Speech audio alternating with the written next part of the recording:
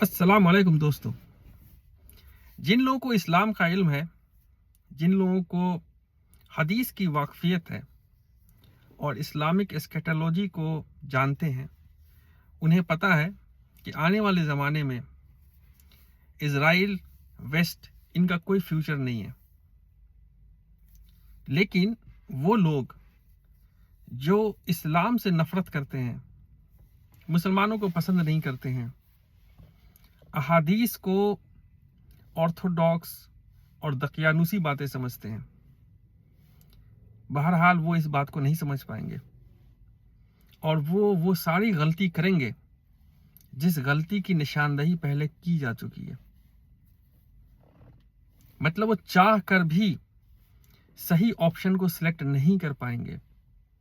वो इसलिए क्योंकि उनके अंदर अल्लाह के कलाम को लेकर नफरत पाई जाती है।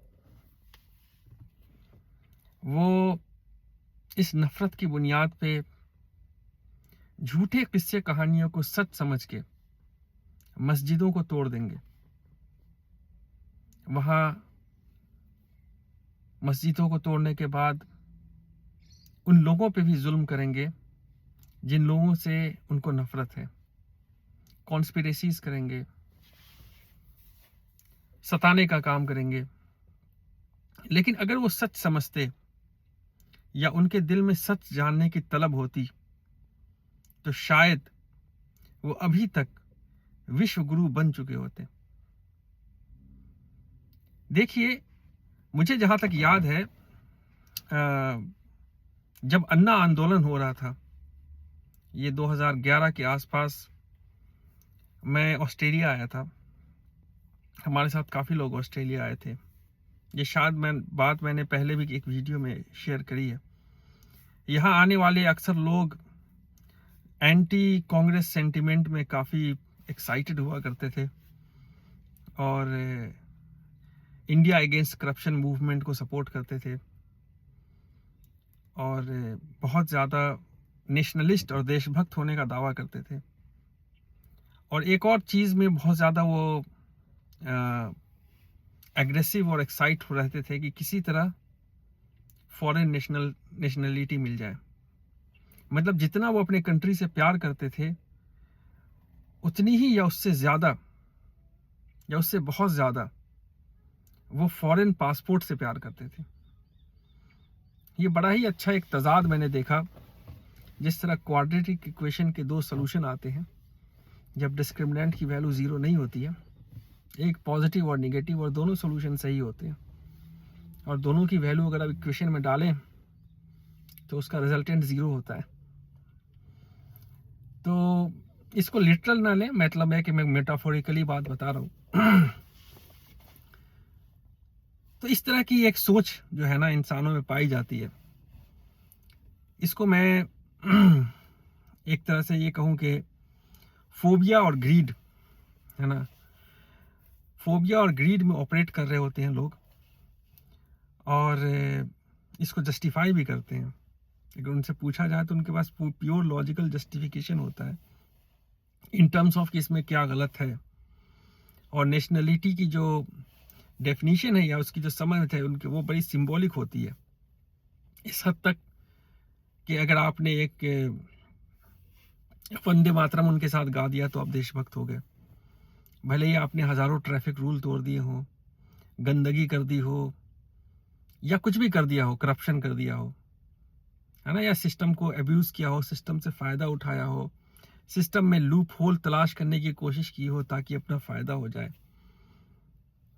टैक्स को इवेट करने की कोशिश की हो, है ना, बहुत सारी चीजें करी। मतलब पूरा जो जुल्म कर सकते हैं भारत माता पे कर दिया। लेकिन चूंकि हम भारत माता की जय बोल रहे हैं और वंदे मातरम बोल रहे हैं तो हम देशभक्त हो गए। ये देशभक्ति की जो है वो समझ लोगों के अंदर होती है। तो बहरहाल ये दौर भी गुजर गया, अब ये दौर है।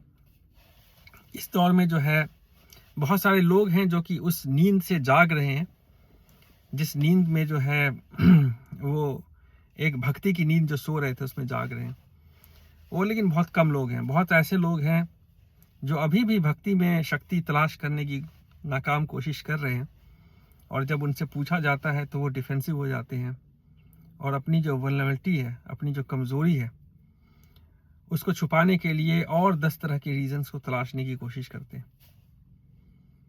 बहरहाल ये वक्त भी गुजर जाएगा जैसे वो वक्त गुजर गया, लेकिन इसके साथ साथ ये बात भी बिल्कुल सही है कि चाहे वो कुछ भी कर लें, जब तक कि उनके अंदर इस चीज़ की बेदारी नहीं आएगी कि हमको जो सच है उसका सोर्स क्या है, हम जो भी चीज़ अपनी ज़िंदगी में कर रहे हैं उसके अंदर सच्चाई है या नहीं, जब तक कि ये चीज़ें मेन स्ट्रीम नहीं होंगी, जो कंट्री के एलिट्स हैं, ये जो पॉलिटिकल क्लास है, जब तक अपने डिस्कोर्स को सच्चाई की धुरी पे नहीं चलाएंगे, तब तक कंट्री ऐसे ही ब्लंडर करता रहेगा।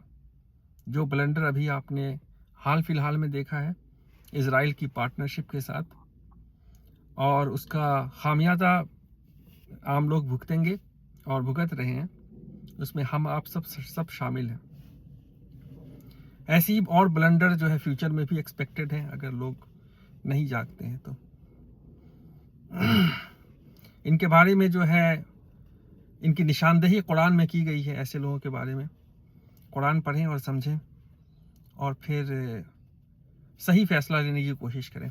हम दुनिया तो नहीं बदल सकते, लेकिन अपनी अपनी इन इवेंट्स को देखते हुए, इससे इंस्पिरेशन लेते हुए हम अपनी ज़िंदगी में छोटे छोटे चेंजेस ज़रूर ला सकते हैं।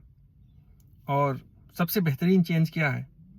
सच को पहचानिए और सच्चाई के लिए जीना शुरू कीजिए, और सच्चाई के लिए मरने को भी तैयार रहिए, है ना? क्योंकि सच्चाई हमेशा रहने वाली है। हम और आप इस दुनिया से जाने वाले हैं।